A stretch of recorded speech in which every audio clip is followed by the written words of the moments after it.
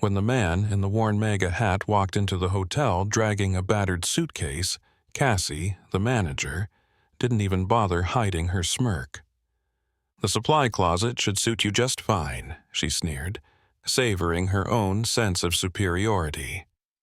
But her smug grin vanished the next day when he stepped out of the elevator flanked by a legal team.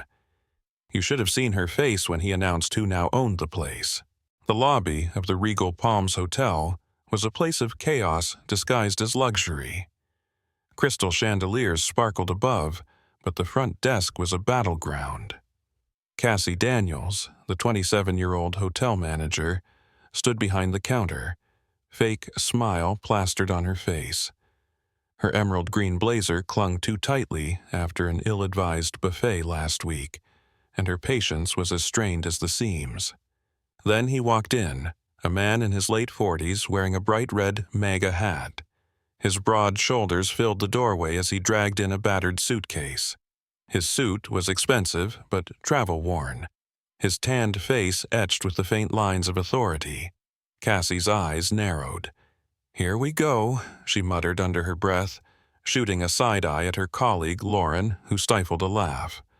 The man, introducing himself as Tom Bryant, stepped up to the desk. "I have a reservation," he said calmly, his baritone voice a little too smooth for Cassie's liking. Cassie tilted her head, her smile sharp as a blade. "Oh, right. Let me just check that for you." She tapped furiously on the computer, pretending to search. Her internal monologue fired up. Another loud MAGA supporter thinking the world revolves around him.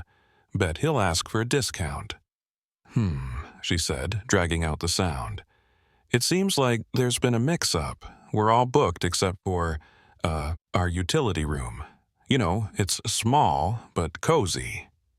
Tom raised an eyebrow. "Utility room?" Cassie didn't blink.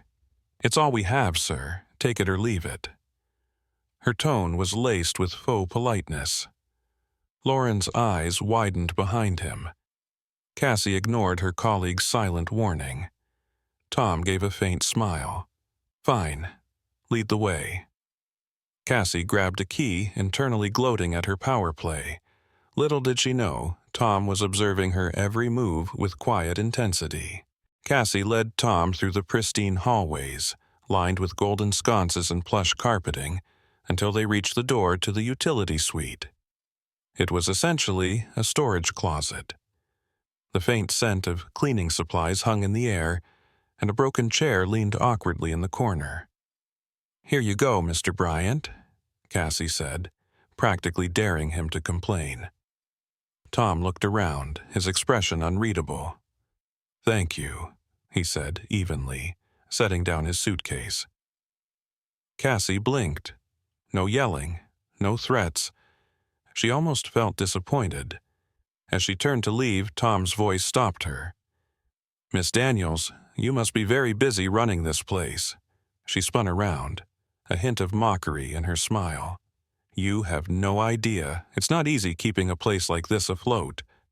Tom nodded. "I'm sure. You must deal with all kinds of guests." "Exactly," she said, not bothering to hide the edge in her voice. Lauren appeared in the doorway, eyes darting between them. Cassie, I think—" "Not now, Lauren," Cassie snapped. Tom's phone buzzed. He answered with a curt, "Bryant here." What followed was a brief but pointed conversation full of corporate jargon. Cassie tuned it out, but one phrase caught her attention.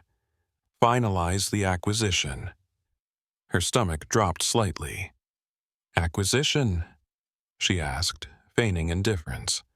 Tom hung up. "Business," he said simply, walking past her toward the elevator. Lauren tugged on Cassie's sleeve. "You need to stop, Cass. Something's off." Cassie waved her off.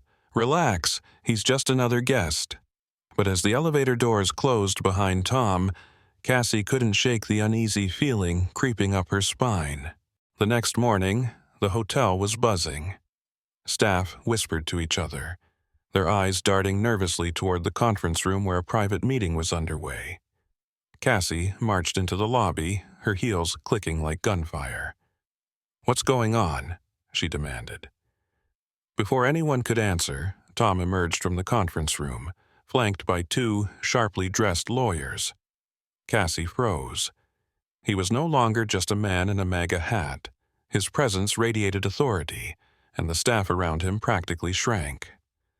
"Good morning, Miss Daniels," Tom said, his tone laced with amusement. What's happening?" Cassie stammered. Tom gestured around the lobby. "I just finalized the acquisition of this property. Effective immediately, I'm the owner of the Regal Palms Hotel." Cassie's face turned ghostly pale. "You own the hotel?" "That's right," Tom said, stepping closer. "And I must say, your hospitality left quite an impression." Cassie's mind raced, every snide comment and dismissive gesture flashing before her eyes. "Mr. Bryant, Save it," Tom interrupted. "I'll be reviewing all staff performance, personally." His smile was calm, but his eyes burned with quiet intensity. Cassie swallowed hard, her world crumbling around her as she realized just how badly she had underestimated the man in the red hat.